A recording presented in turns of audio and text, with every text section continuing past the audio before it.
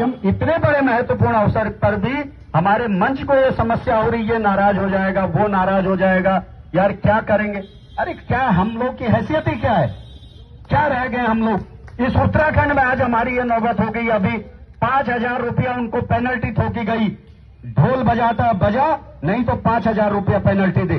बेचारा बीमार हो गया, रात भर बजाते बजाते। जब मैं चमोली गया था वहां देख के आया, वो बता रहा है कि बीमार था, उसका देवता नाचा ही नहीं। वो कह रहा तेरा देवता नहीं नाच रहा, मैं क्या करूं, मैं रात भर बजाने में हूं, मैं ये नहीं नाच रहा, मैं अब थक चुका हूं, मैं बीमार हो गया हूं, मेरे बस की अब नहीं। उन्होंने कहा बजा बेटा। कैसे नहीं बजाएगा, बजा नहीं तो 5,000 रुपया पेनल्टी रख। ये स्थिति आपकी हो गई है। कितने मर्डर हो गए आपके। पिछले साल चमोली जिले में हत्या हुई, बागेश्वर में मर्डर हो रहा है, सब यहां भी अभी कोई रेप की घटना भी, सब कुछ होता जा रहा है। हम लोग एक दिन आ रहे हैं, ज्ञापन दे रहे हैं, हो गया भाई भैया, कमाल कर दिया हमने। तो वो शख्सियत थे मुंशी हरिप्रसाद टमटा जी। जब उनका जॉर्ज पंचम के स्वागत समारोह में बेइज्जती हुई, वहीं पर से उन्होंने संकल्प ले लिया कि नहीं, मैं अब इस अपमानजनक व्यवस्था को बर्दाश्त नहीं करूंगा और मैं अपना पूरा जीवन इसके खिलाफ लगाऊंगा। और उन्होंने लगाया, और क्या कुछ नहीं दिया हमको, हरिनगर बसा दिए। आज उस हरिनगर में रहने वालों को पता ही नहीं होगा ये हरिनगर किसने बसाए। उनके बच्चे आज कहां कहां पहुंच गए होंगे, उन्हें मालूम। किसी के घर में आप मुंशी हरिप्रसाद टमटा जी की फोटो बता दो, अगर है तो। क्या हम लोग कर रहे हैं यहां पर, सब नाटक करके एक दिन रस्म अदायगी करके चल दे रहे। आर्मी में भर्ती के रास्ते आपने खुलवा दिए, हमारे जमीनें हमको बंटवा दी, स्कूल हमारे लिए खुलवाए। स्कूलों में फिर ये होता, उसके बाद भी छुआछूत होता था हमारे बच्चों को। जब जाने को एडमिशन मिल गया तो टीचर फिर भी भेदभाव करता था, तो उन्होंने कहा शिक्षक भी इनके रखे जाएं। वहां से टीचरों की भर्ती के रास्ते खुले। और जिस समय वहां लंदन गोलमेज कॉन्फ्रेंस में गांधी जी अड़ गए थे, नहीं जी ये हरिजनों का तो मैं ही रहनुमा हूं, मैं ही जो बात करूंगा इसी को इनकी बात समझी जाए। तो यहां से बाबा साहब ने कहा नहीं, ये गांधी जी दर्द नहीं जानते हमारा। गांधी जी ने कभी अछूतपन नहीं सहा है, कभी कास्ट का अपमान नहीं सहा है, जातिगत भेदभाव नहीं सहा गांधी जी ने। वो हमारा दर्द क्या जानेंगे, मैं हूं अछूतों का प्रतिनिधि।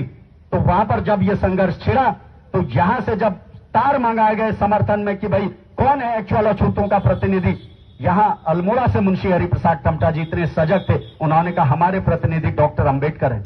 डॉक्टर अंबेडकर जो हमारी बात रखेंगे। उस तार का जिक्र बाबा साहब ने किया कि न मैं अल्मोड़ा गया हूं, न मैं इन्हें जानता हूं। ये हमारे ऐसे महापुरुष थे जो उस समय उतने सजग थे।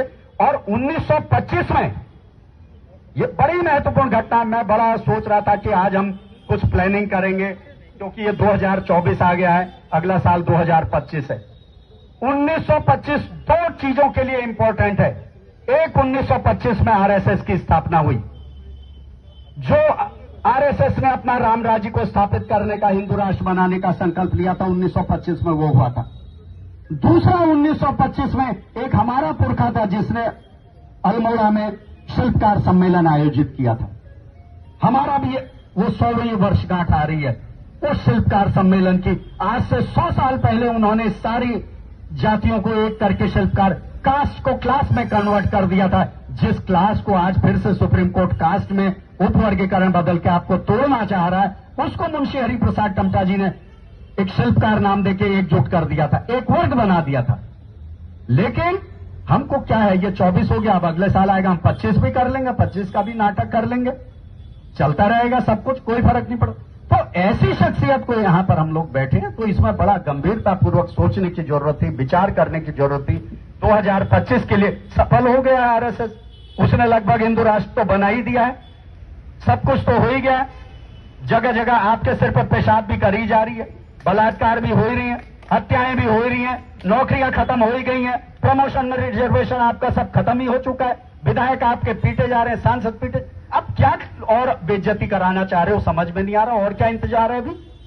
तो उसके बाद भी अब सवाल यह है कि अब समाधान पर भी बात आई कि अगर हम मुंशी हरिप्रसाद टमटा जी को सचमुच याद करना चाहते हैं, हमको समझना पड़ेगा कि कितनी बड़ी ये लड़ाई है, कैसे बाबा साहब ने ये कॉन्स्टिट्यूशन दिया इस देश को। आज वो कॉन्स्टिट्यूशन डिस्ट्रॉय हो चुका है, केवल औपचारिक बचा है। कैसे संविधान बचेगा, सारे आज संविधान की बात करने लगे, सबको संविधान की। क्या संविधान में सबसे पहला संविधान हमारा डेमोक्रेटिक है? क्या हमारे संगठनों में डेमोक्रेसी है? क्या कोई भी संगठन में लोकतंत्र है? जो संगठन खुद लोकतांत्रिक नहीं है, वो क्या संविधान को बचाएंगे? वो क्या समाज को बचाएंगे? तो सबसे बड़ी शर्त यह होनी चाहिए, आपका संगठन लोकतांत्रिक हो।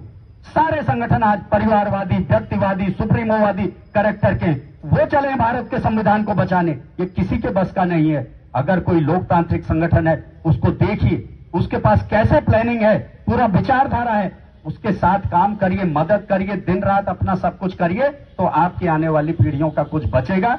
अन्यथा ये रस्म अदायगी भी ज्यादा समय नहीं चलेगी, सभी रस्म अदायगी के शिकार हो जाएंगे। तो मैं, हमारे संचालक महोदय का समय का भी दबाव है, अन्य भी वक्ता है, लेकिन मैं यही यहां पर निवेदन करना चाहता हूं, अपने जमीर को झकझोरिए, कुछ नहीं होना है।